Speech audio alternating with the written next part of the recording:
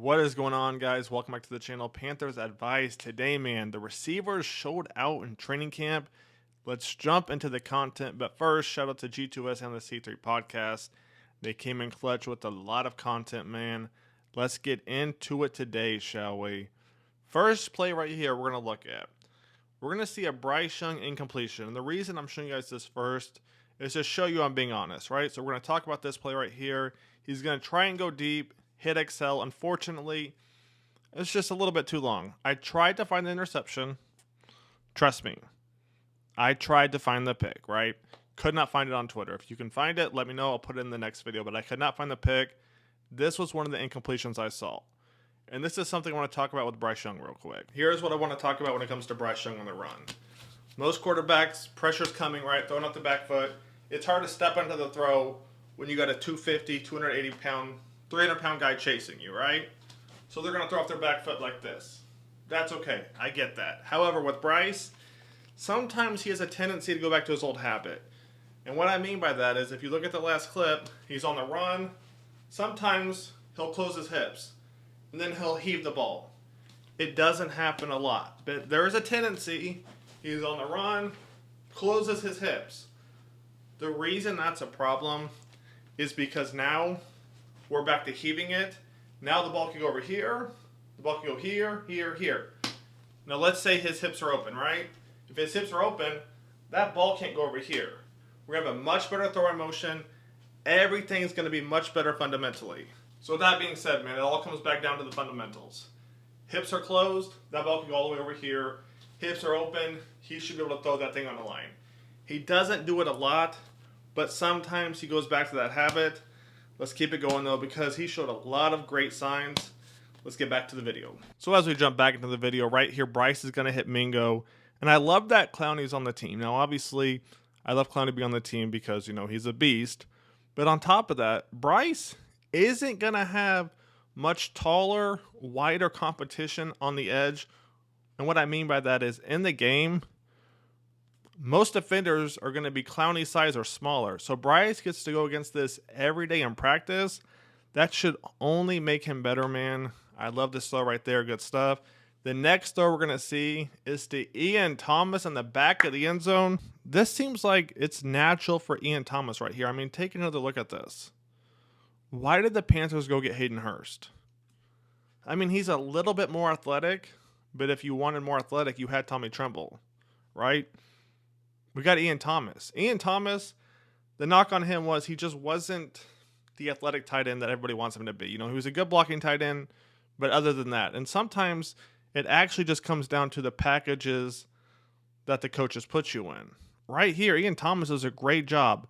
He's got the smaller DB on him, shielding his body, and then look at that separation on top of that, man. To me, it goes back to what I said last year. They just brought in a bunch of guys they liked. You know, they bring in Miles Sanders on a pretty good-sized contract. You've already got Chuba. You've already got Raheem. Why did we go get Miles? It made no sense, man. Let's keep it going. Next clip we're going to look at, and we're going to go back to this one in a little bit, but it's going to be XL making a diving catch on the out route. This is what I'm talking about right here. For a few reasons. One, it shows we have a receiver who's going to dive for the ball, and two, Bryce is putting it out there far enough where the receiver has to go get it. Not where the receiver's waiting on it, not where the receiver's just sitting there. No, the receiver has to go get that thing, man. I love it right here. XL showing you the second effort he's putting in. Bryce Young putting it out there only for the receiver can get. We have another angle. We're going to look at this later in the video. Stay tuned for that, but let's keep it going. The next play we're going to look at, we're going to run double slants on the right side, and look at the defense, right? They all bite. Bryce does a great job, and look how fast that ball is coming out real quick. Take a look right here. Bryce looking, bang, he lets it rip. On top of that, the footwork, whoo, 10 out of 10. Why? Let's go full cam so I can show you guys why. Now, the reason I love this play from Bryce right here, we've got a mic in the middle, we've got double slants on the right. Bryce has to get the mic to bite. So what's Bryce do?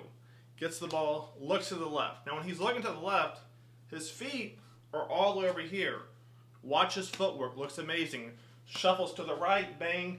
Goes all the way back to the far side slant on the right side. Gets it, bang, bang, shuffle, and lets that thing rip. His footwork looks 10 times better, man.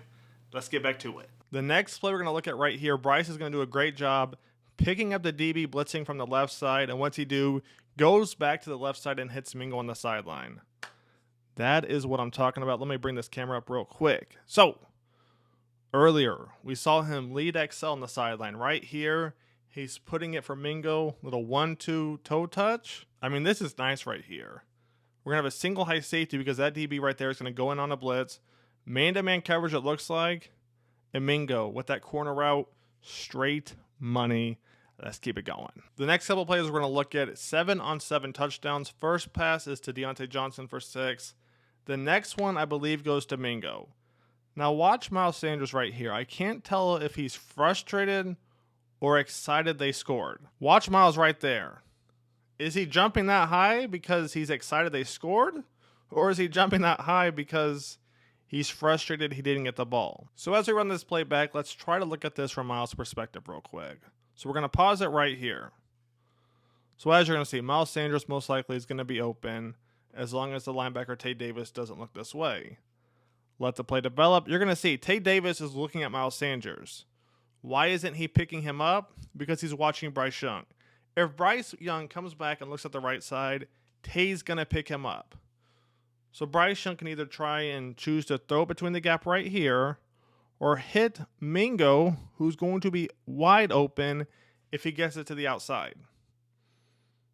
I mean, maybe he's jumping up because he's excited. I hope he is.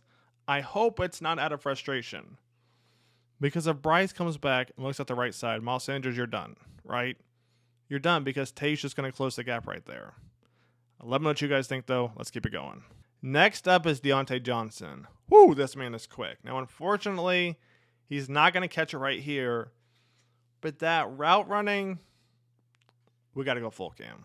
We got to go full cam for this. So as you guys know, Deontay Johnson, one of the best route runners there are. Right here. He's trying it to the outside. DB's sitting here, though. DB's giving him inside release. He's like, no, I want the outside.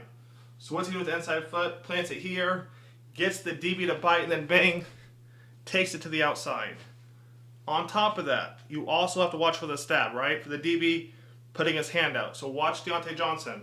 What you're going to see is that inside foot, bang, cuts back, outside arm comes through, bang, takes that thing down, and then follows through. It's a work of art. Let's get back to the video. Next up, we're going to have Deontay Johnson going against J.C. Horn right here. Inside release this time. Last time we saw outside. This time we see inside. On top of that, J.C. Horn is actually going to play him head up, right? So Deontay Johnson has to play this a little bit differently. As you're going to see, it doesn't matter. He's still quick off that line, dips that shoulder, and then brings it in, man. Great stuff. Let's keep it going.